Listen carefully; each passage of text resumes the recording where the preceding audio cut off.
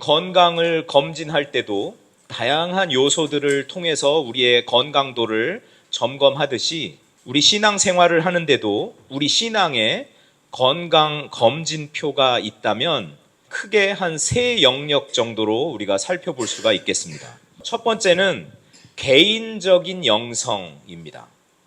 내가 하나님과 어떤 관계를 맺으면서 살아가느냐라는 것이죠.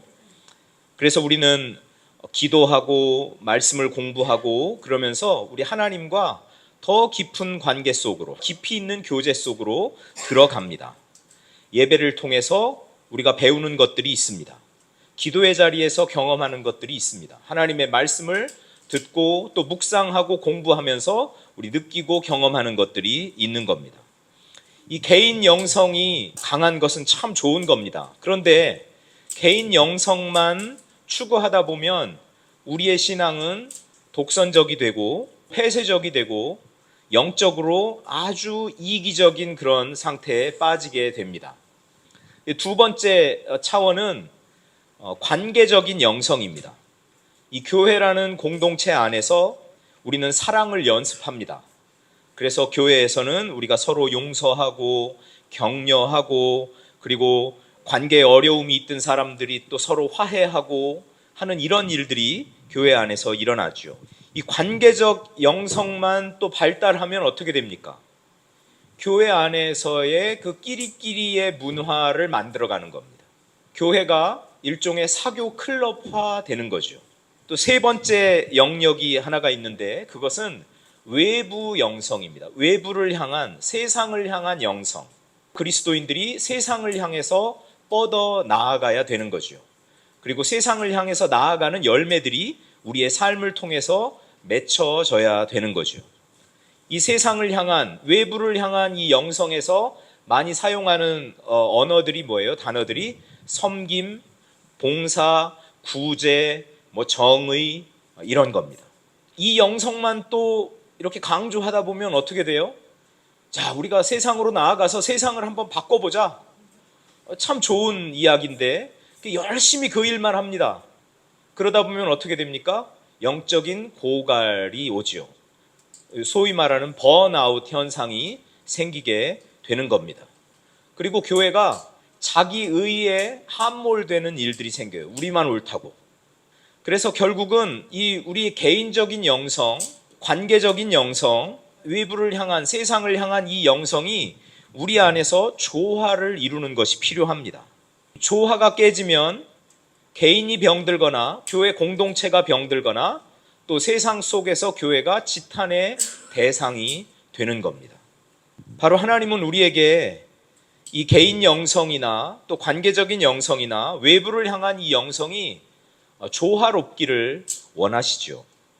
그런 차원에서 우리가 살펴보는 이 섬김이라는 것이 외부를 향한 영성, 세상을 향한 영성에 있어서 무척 중요한 자리를 차지한다는 것입니다. 오늘 하나님의 말씀을 우리가 함께 살펴보면 예수님은 십자가의 길을, 즉 구원의 길을 걸어가려고 하시는 그 찰나에 제자들은 철없이 권력 다툼을 하고 있습니다. 야고보와 요한은 야망이 있었던 거죠. 내가 높은 자리를 차지해야 되겠구나. 그러니까 주님의 나라가 도래하면, 즉 주님이 영광 가운데 오시면 저에게 높은 자리를 주십시오. 우리 형제인데 한 명은 우편에 한 명은 좌편에 앉게 해 주십시오. 복잡하게 말할 거 없습니다. 높은 자리 달라는 것입니다. 이 이야기를 듣고 제자들이 분노하지요. 제자들이 왜 분노할까요? 제자들이 정의로워서 분노할까요? 야, 너 예수님을 그렇게 따라다니면서 예수님을 몰라? 예수님이 그렇게 사사롭게 하실 분이야? 야고보와 요한이 결코 정의로워서 이렇게 이야기하는 것이 아닙니다. 왜 그럴까요? 선수를 빼앗겼다는 거예요. 내가 먼저 얘기했어야 되는데 저 얍삽한 야고보와 요한이 먼저 얘기한 거예요. 그렇게 생각한 거예요. 선수를 뺏겼구나. 나도 그 자리에 앉고 싶은데 그 이야기를 야고보와 요한이 먼저 했네? 기분 나쁘다는 거예요. 시기심 때문에 그들은 분노하고 있는 겁니다. 이때 예수님이 세상의 방식과 하나님 나라의 방식을 이 제자들에게 가르쳐 주십니다. 세상 권력자들처럼 남을 지배하고 권세를 부리는 것이 아니라 하나님 나라의 질서는 오히려 낮아져서 섬기는 것이다. 그래야 위대한 존재가 된다라는 것입니다. 그래야 하나님이 인정하시는 존재가 된다라고 예수님이 말씀하고 계시죠. 으뜸이 되고 싶으냐? 그러면 종이 되어라 라고 말씀하십니다. 그렇습니다. 세상의 통치자들은 사람들을 다 자기 발 아래 두려고 하지요. 그리고 세상의 권력자들은 사람들을 자기 마음대로 부리려고 합니다. 그렇게 하면 내가 편하잖아요. 그렇게 하면 내가 더 높아지잖아요. 다른 사람을 내 마음대로 조종하고 움직이면서 내가 자유롭고 편해지고 마음껏 그 권력을 누리고 싶은 거지요. 이것이 세상의 방식입니다. 그런데 예수님은 이렇게 말씀하시는 거죠. 으뜸이 되고 싶으냐? 그러면 종이 되어라. 위대해지고 싶은가? 존귀한 사람이 되고 싶은가? 그렇다면 남을 섬기는 사람이 되어라 라고 말이죠. 모든 사람의 종이 될 때 위대한 사람이 된다라고 예수님이 말씀하고 계십니다. 내가 본보기를 보여주겠다. 나를 보아라. 예수님이 말씀하십니다. 우리 45절 말씀은 한번 같이 읽어보실까요? 온 것은 섬김을 받으려 함이 아니라 도리어 섬기려 하고 자기 목숨을 많은 사람의 대속물로 주려 함이니라. 나를 보아라. 내가 이 땅에 온 것은 섬김을 받으려 함이 아니라 오히려 남을 섬기려고 왔다. 그리고 많은 사람의 죄값을 대신 치르기 위해서 내 목숨을 주러 온 것이다. 예수님이 이렇게 말씀하십니다. 예수님이 이 땅에 오신 것, 즉 거룩하신 하나님이 육신의 몸을 입고 이 땅에 오신 것, 예수님의 성육신의 목적이 분명해졌습니다. 그것은 섬김을 위한 것이다 라고 말씀합니다. 예수님이 이 세상을 섬기는 방식, 그것은 무엇이냐면 대속물이 되는 것이다. 모든 사람의 죄값을 대신 치르는 것이다 라고 예수님은 분명하게 말씀하십니다. 이 마가복음 10장 45절 말씀이 바로 예수님의 사역을 한마디로 요약한 귀중한 말씀이 됩니다. 이 말씀에 따르면 예수님이야말로 섬김의 최고봉이고 섬김의 끝판왕이십니다. 예수님 자신의 가장 소중한 생명을 사람들을 위해서 내어주심으로써 예수님은 섬김의 끝을, 섬김의 절정을 보여주신 거지요. 우리가 하나님의 백성으로, 하나님의 자녀로 거룩한 습관을 갖추고 살아가는 것이 참 중요합니다. 이 섬기는 습관을 갖는다는 것은 단순히 세상에 나아가서 착한 일을 해라 라는 그런 차원이 아닙니다. 착한 일을 하는 그런 차원을 훨씬 뛰어넘어서 나를 위해 목숨을 내어주신 예수님의 마음을 조금씩 내 삶 가운데, 내 몸 가운데 익히는 과정입니다. 한 번 섬겼다고 예수님의 마음이 내 몸에 습관처럼 그렇게 자리 잡지 않겠죠. 그냥 한 번 깨닫고 다 될 것 같으면 여기 전부 다 도인들이 앉아 계시죠. 여러분, 신앙의 세계에 들어온 지 얼마나 되셨어요? 그 시간이 수십 년 지났다고 자연스럽게 그 성숙한 그리스도인으로서 그렇게 살아가던가요? 그렇지 않다라는 겁니다. 그래서 우리 안에 훈련해야 하는 모습들, 몸에 그 습관이 갖춰지도록 반복적으로 해야 하는 일들이 있다라는 것이죠. 그런 의미에서 섬김도 훈련이 필요합니다. 그런 의미에서 섬김에도 학습이 필요하다라는 것이죠. 이 섬김과 관련해서도요, 이 사순절 기간 동안에 내 마음 가운데 내가 이 정도 됐으면 좀 대접을 받아야지 하는 그런 마음이 든다면 그것을 내려놓는 훈련을 좀 하시면 어떻겠어요? 우리 삶의 자리에서, 우리 가정에서도 마찬가지고 직장에서도 마찬가지고 또 교회 공동체 안에서도 마찬가지입니다. 내가 정말 종의 마음으로 저 사람을 잘 섬겨야 되겠다, 우리 주인님을 섬기는 그런 마음으로 다른 사람을 향해서 먼저 손 내미는 훈련을 한번 이 사순절 기간 동안에 한번 충실하게 해보면 어떨까요? 높아지려고 하는 내 마음을 낮추는 훈련, 다른 사람에게 먼저 내 손을 내미는 훈련 말입니다. 그래서 이 그리스도인의 섬김은 그냥 단순하게 착한 일 하자 이런 차원이 아니라 우리의 DNA가 예수님의 성품으로 재설계가 되는 훈련이다라고 생각하시면 좋을 것 같습니다. 우리가 한번 섬겼어요? 그러면 예수님의 성품으로 내 마음이, 내 DNA가 조금 찼다.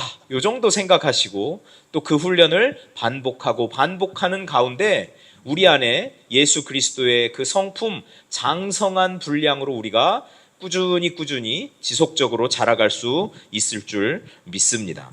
예수님은 이 제자들에게 섬김에 대해서 지금 말씀하셨고 그 십자가의 길을 가기에 앞서서 제자들에게 섬김을 구체적인 행동으로 보여주셨습니다.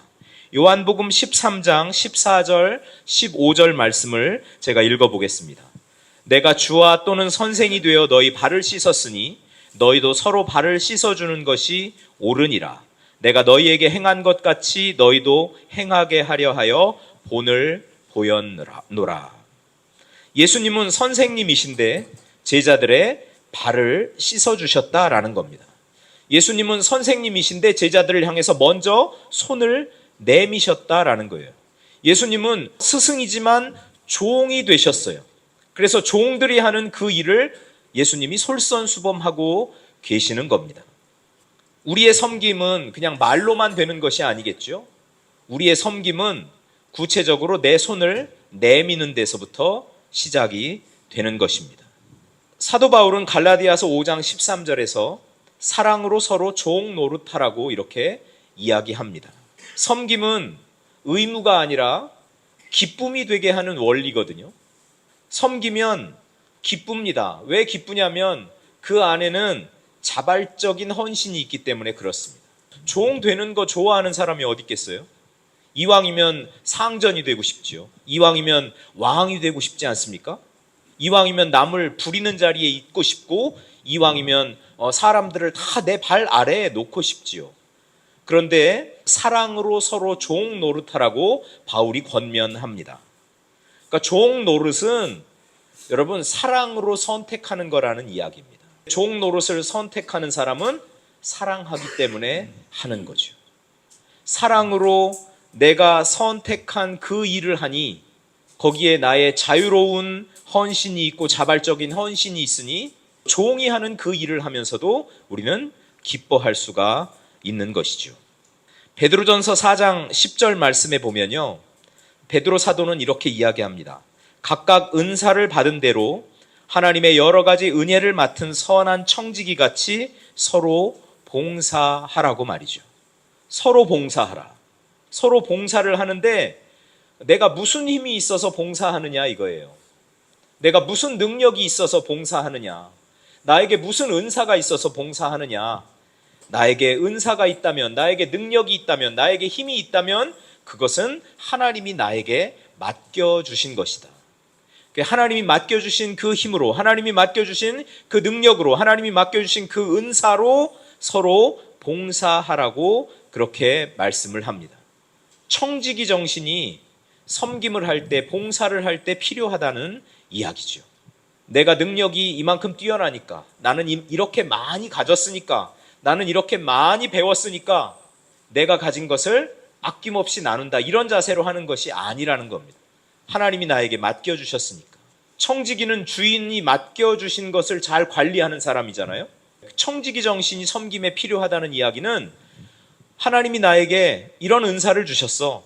하나님이 나에게 이런 지혜를 주셨어. 또 이런 부도 허락해 주셨어. 이렇게 튼튼한 몸도 주셨어. 또 때로는 하나님이 나에게 이렇게 시간을 많이 허락해 주셨어. 그러면 그거에 대하여 감사하고 하나님이 나에게 주신 그 시간, 능력, 재물, 은사, 힘 이런 것들을 가지고 기쁘게 봉사하는 것입니다. 그것이 섬김입니다. 섬기는 대상은 누가 되어야 할까요? 섬김의 지향점은 어디가 되어야 할까요? 우리 사회에서 높은 사람에게 잘하고 하는 것을 섬김이라고 많이 또 이야기를 하더라고요. 제가 잘 섬겼습니다. 제가 뭐 담임 목사님을 잘 섬겼더니 그런 이야기들이 들립니다. 높은 사람을 잘 섬겼더니. 그런데 오늘 예수님께서 본문에서 말씀하신 섬김하고는 방향이 같지 않은데요. 예수님은 권세자들이나 권력자들에게 하는 그 일을 섬김이라고 이야기하지 않습니다. 오히려 억압을 받는 사람들, 많이 갖지 못한 사람들, 무시당하는 사람들, 사회에서 변두리로 밀려난 사람들, 그런 사람들을 향해서 시선을 갖고 그런 사람들을 지향해서 나아가는 것, 섬김의 방향을 예수님은 그렇게 우리에게 알려주시거든요. 그래서 섬김의 우리 대상은 연약한 이웃이 되어야 되는 것이 맞습니다. 연약한 이웃을 대하는 그 섬김의 태도가 바로 우리가 하나님을 대하는 태도가 되는 것이죠. 마태복음 25장 40절에 너희가 여기 내 형제 중에 지극히 작은 자 하나에게 한 것이 곧 내게 한 것이라고 예수님은 말씀하십니다. 그래서 섬김의 대상, 섬김의 지향점은 연약한 이웃이 되는 것이죠. 그 신년 축복 대성회 때 이제 강화 그 기도원 올라갔다가 잠깐 시간을 내서 그 교동의 순례자의 교회를 또 방문을 했습니다. 김한윤 목사님을 만나보고 싶어서 또 한번 갔지요. 가서 이렇게 대화를 하다 보니까 그 마을에 다운 증후군 그 장애가 있는 한 분이 거기를 찾아오셨어요. 옷도 아주 깔끔하게 입고 정갈한 모습으로 그분이 거기를 찾아오셨어요. 그 목사님이 그 형제가 이렇게 거길 들어오니까 뭐라고 이야기하냐면 저희에게 내가 일을 잘하고 있는지 하나님이 이렇게 확인하려고 저분을 보내셨다고 그렇게 이야기를 하더라고요. 그 목사님이 그분을 어떻게 섬기는지, 그분을 어떻게 대하는지 그런 이야기를 잠깐 나눈 적이 있어요. 여러분, 이런 태도가 우리에게 필요한 거죠. 이것이 정말 섬김의 태도 아니겠어요? 우리의 연약한 이웃을 대하는 그 태도가 바로 하나님을 대하는 태도라고 이야기를 하고, 그래서 보통 섬김할 때 서비스 이렇게 이야기하잖아요. 서비스를 예배 설교학에서 또 뭐라고 이야기하죠? 예배라고 이야기합니다. 여러분, 이게 우연입니까? 아닙니다. 사람들이 성경을 연구하고 또 하나님의 말씀을 잘 살펴보니 이 연약한 이웃을 대하는 이 태도는 바로 하나님을 대하는 태도하고 연결이 되고, 그러니까 하나님을 대하는 그 태도가 바로 우리의 예배가 된다라는 거죠. 우리 하나님에게만 그렇게 공손하게 대하고 우리 함께 살아가는 사람들에게는 불편하게 대하면 그거는 제대로 예배드린 것이 아니라는 거예요. 우리의 삶으로 드리는 예배는 그래서 이 섬김을 통해서 우리 이웃을 대하는 그 태도 속에서 드러나게 되어 있는 것이죠. 우리가 섬김을 여러분 잘 훈련하는 복된 분들이 되길 바라는데, 감사하게도 저희가 섬기고 봉사할 수 있는 그 처소가 있습니다. 그래서 한 달에 한 번씩은 우리가 두 번째 주 토요일에 봉사처에 가서 이렇게 섬기는 일들을 합니다. 여러분, 어떤 자세로 가십니까? 거기 가면 저는 그 수녀님이 하라는 대로 해야지. 전 이 자세로 가거든요. 무조건 시키는 대로 해야지. 그래서 설거지 하세요. 그럼 네, 그러고 가서 설거지 합니다. 제가 막 아는 척 안 합니다. 리더 하는 분이 이렇게 하세요. 그러면 네, 알겠습니다 하면 되는 거죠. 일을 제가 하면서 내가 좀 해독이 되고 있다라는 생각을 해요. 내 안에 막 대접받고자 하는 마음, 높아지고자 하는 그런 마음들이 들 때가 많거든요. 어디 가면요, 목사라고 그러면 이렇게 막 대접을 해줘요. 목회를 하다 보면 나도 좀 높아지고 나도 좀 대접받고 그런 마음이 왜 들지 않겠어요? 그런데 그런 마음이 들 때마다 어떤 자리를 가면 그게 해독이 되는 것 같은 느낌이 있냐면 바로 이런 섬기는 자리에 가면 여러분, 내가 영적으로 오늘 하루 참 많이 깨끗해져서 돌아왔구나 라는 생각을 갖게 되는 겁니다. 대접받고 높아지려는 이 본성을 해독하는 해독제가 바로 그 섬김에 있다라는 것이에요. 그래서 섬기는 일을 하면서 내 높아질 대로 높아진 내 자아가 낮아지는 겁니다. 남에게 무언가를 막 지시하던 사람들이요, 이런 섬기는 자리 가면 그냥 하라는 대로 그냥 하는 거예요. 네 하고 열심히 하는 거예요. 그러면서 높아질 대로 높아져 있던 내 자아를 낮추는 거죠. 죽이는 거죠. 그 일을 하는 거죠. 그러면 그렇게 내 자아를 낮추면, 죽이면 그 자리에 무엇이 들어옵니까? 예수 그리스도의 겸손이 채워지는 겁니다. 하늘 보좌를 버리고 이 땅에 오셔서 우리를 위해서 십자가에 달려 돌아가신 그 예수님의 겸손이 바로 그 낮아진 마음에, 비워진 마음에 채워지는 것이죠. 그래서 이 섬김의 훈련을 우리가 한번 해보자라는 겁니다. 여러분 다 대접받고 싶어 하시잖아요. 다 높아지고 싶어 하시잖아요. 그런 마음이, 그런 욕망이 우리 안에 있잖아요. 그런데 그걸 가만히 관리 안 하고 그냥 놔두면 나중에 그 독성이 우리의 몸에 퍼져서 그 부작용이 어떻게 나타날지 모릅니다. 그렇게 되면 그 부작용이 내 개인을 죽이고, 내가 관계 맺는 사람들을 어렵게 하고 힘들게 하고 관계를 죽이고, 그리고 그런 상태로 우리가 세상에 나가면 저거 봐, 그리스도인이 저러고 산다니까. 독성 가득한 몸으로 세상에 나가면 역시 세상을 오염시킬 수밖에 없는 것이죠. 그래서 이것을 해독해야 됩니다. 섬김을 통해서 해독하는 그런 분들이 되었으면 좋겠습니다. 섬김이 우리의 거룩한 습관이 되었으면 좋겠어요. 여러분, 이것은 그래서 감정의 차원이 아니죠. 감정으로 되는 것이 아니라 반복되는 훈련을 통해서 역시 섬김도 우리 안에 거룩한 습관으로 자리 잡는다라는 사실입니다. 섬기다 보면 그 안에서 영적인 근육이 강화가 되겠지요.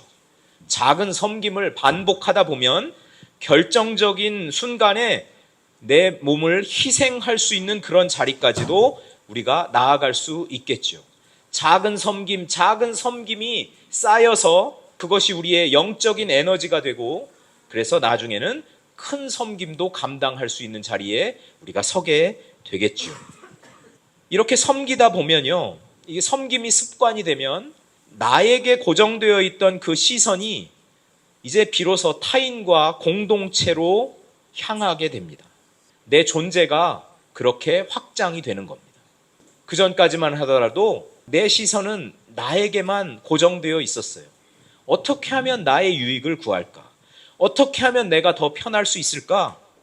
어떻게 하면 내가 더 존귀하게 될 수 있을까? 어떻게 하면 내가 더 박수를 받을 수 있을까? 더 높아질까?